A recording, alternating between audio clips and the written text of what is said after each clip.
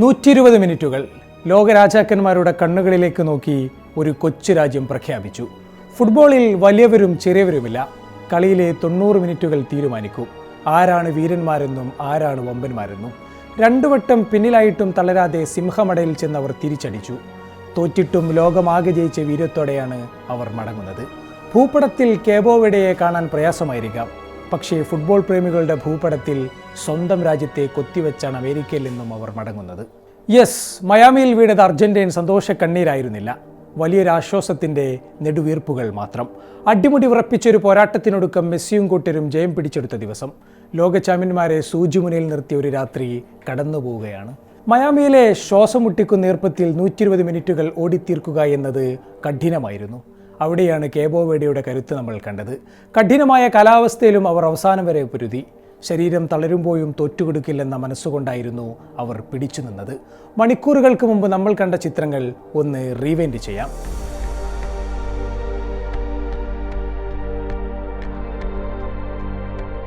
Argentine നീലിമയാൽ മുങ്ങിയ hard rock stadium. അതിനിടയ്ക്ക് Cabo വെർഡെയുടെ പതാകകളും അങ്ങിങ്ങായി പാറിക്കളിക്കുന്നുണ്ട്.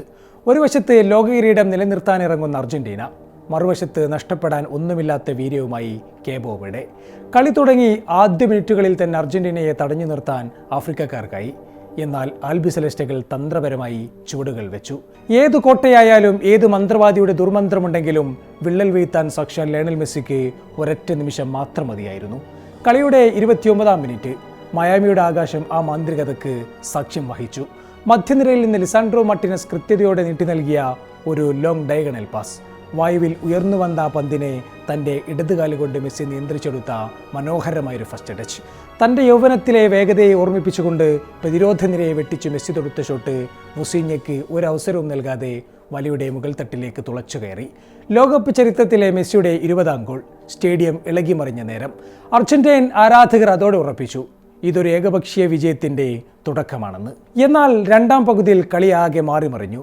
അർജന്റീനയുടെ താണ്ഡവം പ്രതീക്ഷിച്ചിരുന്ന ആരാധകർക്ക് അടിമുടി തെറ്റി. തോറ്റുകൊടുക്കാൻ വന്നവരില്ലെന്ന് പ്രഖ്യാപിച്ചുകൊണ്ട് കേബോ വെർഡെ മത്സരത്തിലേക്ക് തിരിച്ചു വന്നു.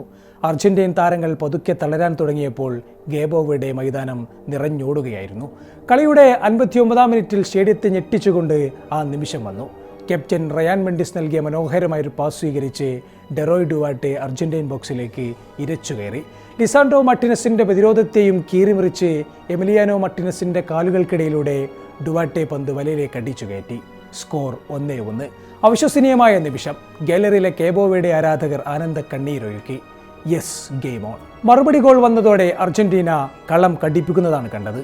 അവർ ആക്രമണങ്ങളുടെ തിരമാലകൾ എതിർ ബോക്സിലേക്ക് അയച്ചു.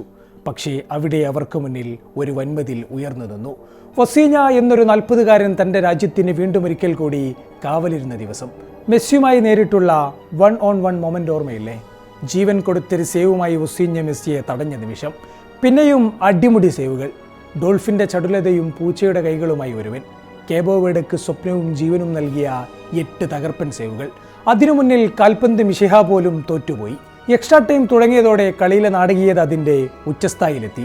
അർജന്റീനയുടെ പരിചയസമ്പത്തും കേബോ വെർഡെയുടെ അസാധാരണ വീര്യവും തമ്മിലുള്ള ജീവൻ മരണ പോരാട്ടം. എക്സ്ട്രാ ടൈം തുടങ്ങി 2-ാം മിനിറ്റിൽ തന്നെ അർജന്റീന വീണ്ടും തങ്ങളുടെ ക്ലാസ് പുറത്തെടുത്തു. ലയണൽ മെസ്സി എടുത്ത കോർണർ കിക്ക് അലക്സിസ് മാക്കലിസ്റ്റർ തലകൊണ്ട് മനോഹരമായി ഫ്ലിക്ക് ചെയ്യുന്നു. പന്ത് ചെന്ന് വീണത് ബോക്സിനുള്ളിൽ കാത്തുനിന്ന ലിസാൻഡ്രോ മാർട്ടിനസിൻ്റെ മുന്നിൽ. ഒരു വന്യമായ ഷോട്ടിലൂടെ ലിസാൻഡ്രോ പന്ത് വലയുടെ മുകൾ തട്ടിലേക്ക് അടിച്ചു കയറ്റി. സ്കോർ 2-1. അർജന്റീൻ ക്യാമ്പ് ആശ്വാസത്തോടെ തുള്ളിച്ചാടി. കേബോ വെർഡെ അവിടെ തീർന്നെന്ന് കരുതിയതാണ്. പക്ഷേ ഹാർഡ് റോക്ക് സ്റ്റേഡിയത്തിൽ ഒരു വിസ്മയം പിന്നെയും ബാക്കിയുണ്ടായിരുന്നു. എക്സ്ട്രാ ടൈമിൻ്റെ ആദ്യ പകുതി അവസാനിക്കാൻ 1 മിനിറ്റ് മാത്രം ബാക്കി. ഒരു അത്ഭുതം അവിടെ സംഭവിക്കുകയാണ്. ഇടതുബാക്കായ സിഡ്നി ലോപ്പസ് കബ്രാൾ അർജന്റീൻ ബോക്സിന് പുറത്ത് വലതുവശത്തുകൂടി പന്തുമായി മുന്നോട്ട് പോവുകയാണ്. കബ്രാളിൻ്റെ മനസ്സിൽ ഒരു ക്രോസ് ആണെന്നാണ് എല്ലാവരും കരുതിയത്. എന്നാൽ അയാളുടെ പ്ലാനുകൾ മറ്റൊന്നായിരുന്നു. തൻ്റെ വലതുകാൽ കൊണ്ട് കബ്രാൾ തൊടുത്ത കർവിംഗ് ഷോട്ട് മയാമിയിലെ ഈർപ്പമുള്ള ആകാശത്തിലൂടെ ഒരു വില്ല് പോലെ വളഞ്ഞ് എമിലിയാനോ മാർട്ടിനസിൻ്റെ നീട്ടിയ കൈകളെയും നിഷ്പ്രഭമാക്കി തുളച്ചു കയറി. ഗോൾ. വിശ്വസിക്കാനാകാതെ സാക്ഷാൽ മെസ്സി പോലും തലയിൽ കൈവച്ചു സ്തബ്ധനായി നിന്നുപോയ നിമിഷം. ആ ഗോളടിച്ച ശേഷം കബ്രാൾ ഓടിയത് ഗാലറിയിലേക്കായിരുന്നു. ഒരു മഹാ ആഘോഷം തന്നെ നമ്മൾ കണ്ടു. സ്കോർ 2-2. പക്ഷേ ഫുട്ബോൾ പലപ്പോഴും ക്രൂരനാണ്. കളി പെനൽറ്റി ഷൂട്ടൗട്ടിലേക്ക് നീങ്ങുമെന്ന് ലോകമാകെ ഉറപ്പിച്ചിരിക്കുകയാണ്. 111-ാം മിനിറ്റിൽ അർജന്റീനയ്ക്ക് അനുകൂലമായി ഒരു കോർണർ കിക്ക് ലഭിക്കുന്നു. മെസ്സി എടുത്ത ആ മനോഹരമായ കോർണർ കിക്കിലേക്ക് ക്രിസ്ത്യൻ റൊമേറോ തലവെച്ചു. റൊമേറോയുടെ ആ ഹെഡർ നിർഭാഗ്യവശാൽ കേബോ വേർഡെ താരം ഡീനി ബോർഗസിന്റെ ശരീരത്തിൽ തട്ടി ദിശ മാറി സ്വന്തം വലയിലേക്ക് തന്നെ കയറുന്നു. ഇക്കുറി വസീഞ്ഞയും നിസ്സഹായനായി. അർജന്റീന വീണ്ടും മുന്നിൽ. തുടർന്ന് മൈതാനം കണ്ടത് ശ്വാസമടക്കി പിടിച്ച നിമിഷങ്ങളായിരുന്നു. ആ സെൽഫ് ഗോളിലും അവർ തളർന്നില്ല. അവസാന സെക്കൻഡ് വരെ സമനിലക്കായി അവർ അർജന്റീൻ പ്രതിരോധത്തെ വിറപ്പിച്ചു നിർത്തി. കളി അവസാനിക്കാൻ 4 മിനിറ്റ് മാത്രം ബാക്കിയുള്ളപ്പോൾ സിഡ്നി കബ്രാൾ വീണ്ടും ഒരു മനോഹരമായ ലോങ് ഷോട്ട് തൊടുത്തു. എന്നാൽ ഇത്തവണ എമിലിയാനോ മാർട്ടിനസിന്റെ വിരലുകൾ അർജന്റീനക്കായി രക്ഷകവേഷം കെട്ടി.